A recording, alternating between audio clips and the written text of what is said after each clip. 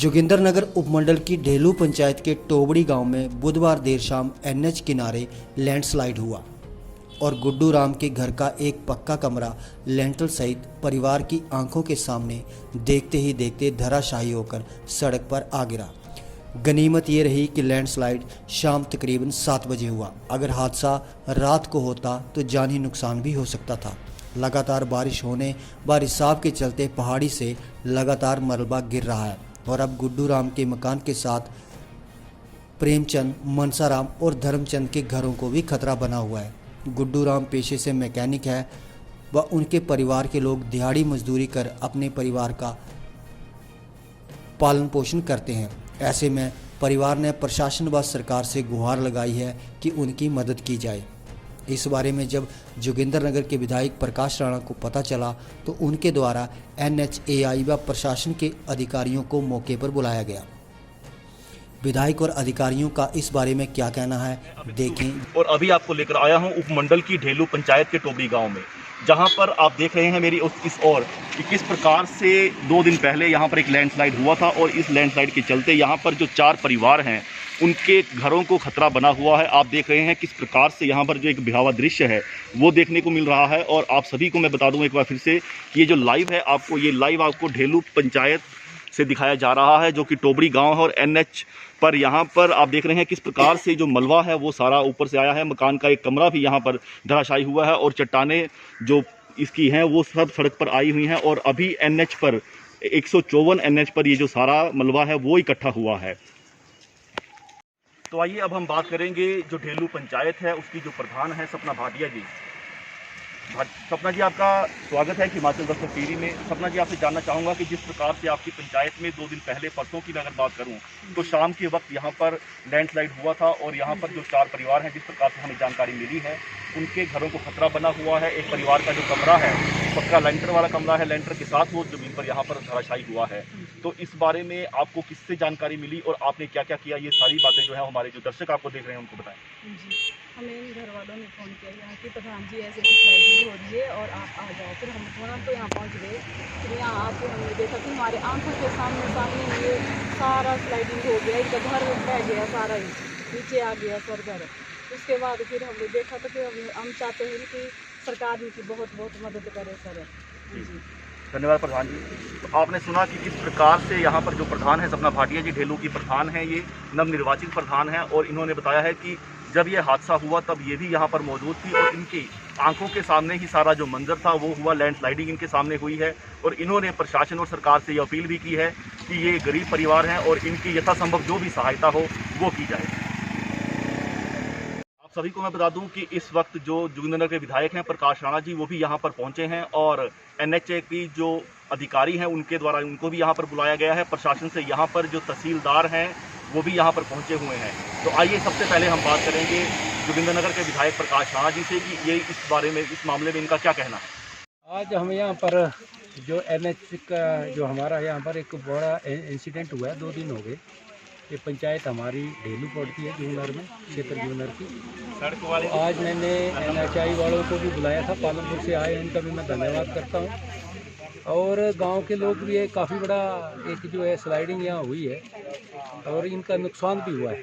नुकसान इनका मुझे लगता है 1-2 घर भी गए इनके, जिसमें लेंटर पड़े थे, पता नहीं घर थे कि क्या इन्होंने मकान बनाया। अब काफ़ी स्लाइडिंग हमारे यहाँ है जोगिंदरनगर में हो रही है।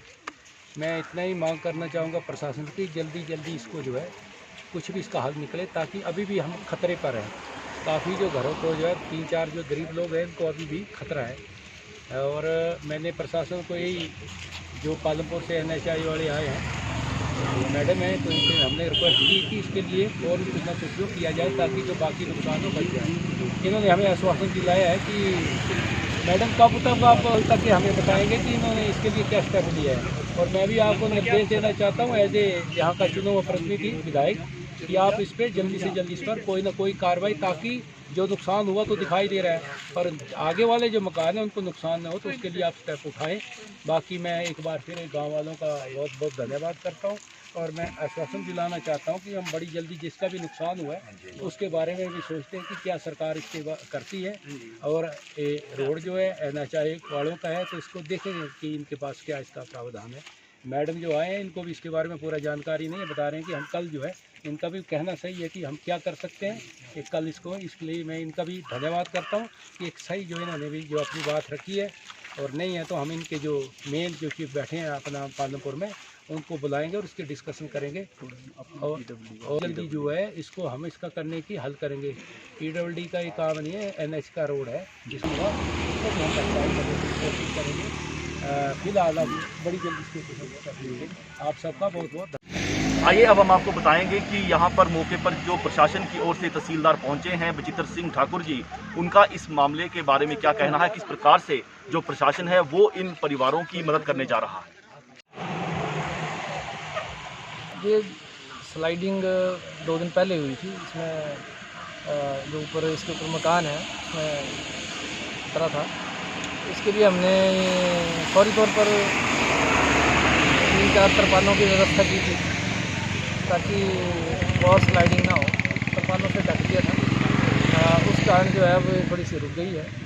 बाकी इसमें NHAI के अधिकारियों को निर्देश दिए गए हैं कि जैसे ही मौसम थोड़ा ठीक होता है इस मलबे को हटाकर यहाँ पर जो डंगे वगैरह लगने हैं उसको तुरंत लगाया जाए ताकि आगे और नुकसान इनको ना हो। और इसके अतिरिक्त इनका एक मकान का कमरा इसमें गिर गया था तो उसके लिए रिलीफ केस बनाने के लिए पटवारी को निर्देश दिए गए हैं। जो भी उसमें हिमाचल प्रदेश रिलीफ मैनुअल के अनुसार जो भी राशि इनकी बनती है नुकसान की वो इनको 15 दिन के अंदर भुगतान कर दिया जाए।